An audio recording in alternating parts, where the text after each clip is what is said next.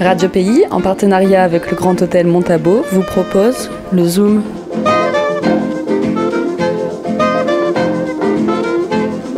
Aujourd'hui, le combat de Madame Paillet. Bonjour Florian, tu sais quoi ? Je suis tombé sur une affaire judiciaire que tout le monde connaît en Guyane, mais c'était pas du tout ce que j'imaginais. C'est comme si j'avais vu les 3 ou 4 épisodes que j'avais ratés. Quelle affaire ? Quelque chose de récent ? Ouais, récent, au XVIIIe siècle comme ça. Ah oui, j'avais oublié que tu étais historien. Vous n'avez pas la même notion du temps. Mais attends, une affaire judiciaire du XVIIIe siècle que tout le monde connaît. Tu es sûr de toi là ? Sûr de moi. Tu vas voir, je vais te dire le nom de la personne concernée et tu vas comprendre tout de suite.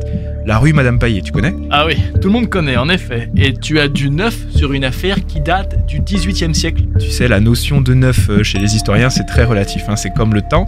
Chers auditeurs, tout le monde connaît Madame Paillet, esclave affranchie, mariée à un blanc, bienfaitrice, mais laissez-moi vous dire que cette affaire va bien plus loin que ça. En dehors de l'affaire Paillet, on ne sait pas grand-chose d'elle, voire presque rien. Madame Paillet, de son nom Suzanne Amomba, n'a pas laissé beaucoup de traces derrière elle, à part des actes administratifs. Il n'y a qu'à voir le manque d'informations autour de sa naissance. On sait qu'elle naît entre 1670 et 1685 sur le continent africain. Où exactement, on ne sait pas, très vraisemblablement sur la côte ouest. C'est tout de même assez curieux qu'on en sache si peu sur quelqu'un qui a donné son nom à une rue. C'est vrai, c'est parce qu'elle est connue pour bien autre chose en fait. Suzanne Amomba arrive en Guyane comme esclave. Elle appartiendra à Monsieur de la Motte-Aigron. Un jour, un soldat à la situation modeste du nom de Jean Paillet rencontre Suzanne Amomba et ils vont se marier. Et ça, chers auditeurs, c'est un petit événement dans la société coloniale du XVIIIe siècle, car les mariages entre blancs et noirs sont très mal perçus, a fortiori quand il s'agit d'une esclave. Socialement, c'est la déchéance totale pour celui qui fait ça. Le roi exige que les blancs mariés à des noirs ne puissent plus être officiers ou n'obtiennent jamais d'emploi dans les colonies. Jean Paillet, lui, ne vient pas de la haute, ce n'est pas un notable et c'est exactement ça qui rend ce mariage tolérable. Cette union a comme effet d'affranchir Suzanne Amomba, femme noire, dorénavant libre, mariée à un colon blanc, elle deviendra propriétaire d'esclaves. Et c'est ça qui la propulse de facto en dehors du cadre habituel à cette époque. Ah oui, je comprends mieux pourquoi elle est hors norme. Mais dis-moi, il a duré longtemps ce mariage ? Ça durait ce genre de choses à l'époque ? Alors d'habitude pas vraiment, mais là ça va durer quand même jusqu'à la mort de Monsieur Paillet qui décède une quarantaine d'années plus tard. Monsieur et Madame Paillet vivent à Macoria, dans une habitation baptisée la Cour Barry. Au pic de leur activité, ils produisent du cacao, de l'indigo, du café et du roucou. Ils possèdent un fusil, 3 canots, 20 vaches, 6 taureaux, 20 veaux. Enfin bon, disons que l'habitation a bien grandi et qu'à la mort de Jean Paillet, il s'agit d'une belle réussite pour la colonie. Ah oui, chose importante, on trouve chez eux environ 67 esclaves. Puisque tu parles de la mort de Jean Paillet, que devient Suzanne par la suite ? Eh bien, à la mort de Jean Paillet, c'est le scandale total à Cayenne. Le couple Paillet n'ayant pas d'enfants, Suzanne Amomba, ancienne esclave, se retrouve à la tête d'une habitation bien développée et elle-même possède des esclaves. Pour la société coloniale du XVIIIe, c'en est trop. On assiste à une grande levée de boucliers de la part des autorités administratives, notariales, religieuses. Tout ce petit monde souhaite que Suzanne Amomba, veuve Paillet, soit dépossédée de ses biens. Suzanne est mise sous tutelle, un curateur est désigné pour administrer ses biens à sa place, Suzanne se défend, Suzanne fait un procès, mais Suzanne perd, Suzanne est libre, certes, mais pas de disposer de ses biens. Mais comment justifie-t-on cela ? Les affranchis sont libres, non ? Ils sont libres, oui, c'est la loi, mais cela ne veut pas dire qu'ils doivent utiliser leur liberté comme ils le souhaitent. Louis Sala Molins, philosophe, spécialiste du Code noir, nous le rappelle. Il ne faudrait pas que les affranchis prennent leur liberté trop au sérieux et qu'ils se mettent à négocier, à acheter, à vendre et à faire de l'argent. Tu comprendras donc que c'est la loi informelle qui prend le dessus. Mais dans toute cette affaire, les fonctionnaires du roi vont hanter Suzanne Amomba, veuve Paillet, avec 3 questions.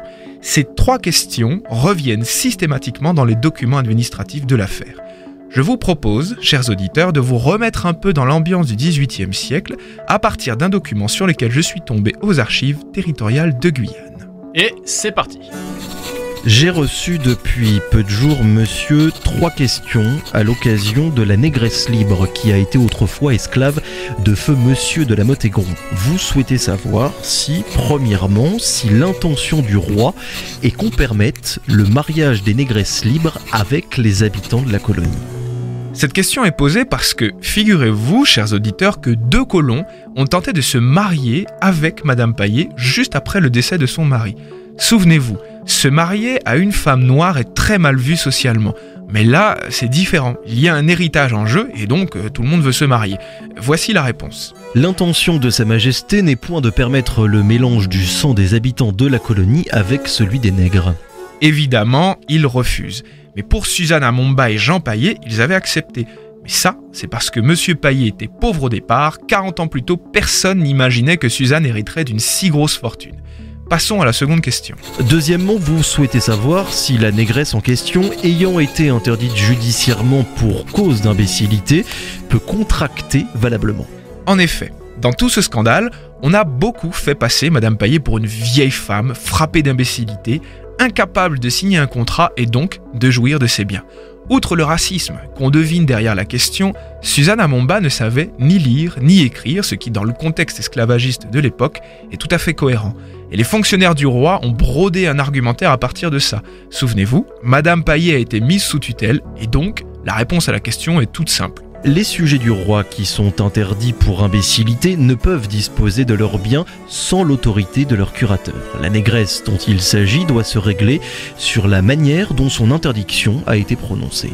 Madame Paillet est jugée inapte et donc sa signature n'a pas de valeur légale.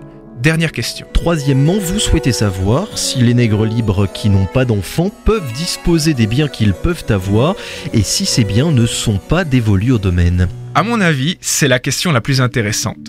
Je vous explique ce qui se passe ici. La stratégie des fonctionnaires du roi consiste à utiliser ce qu'on appelle le droit d'aubaine.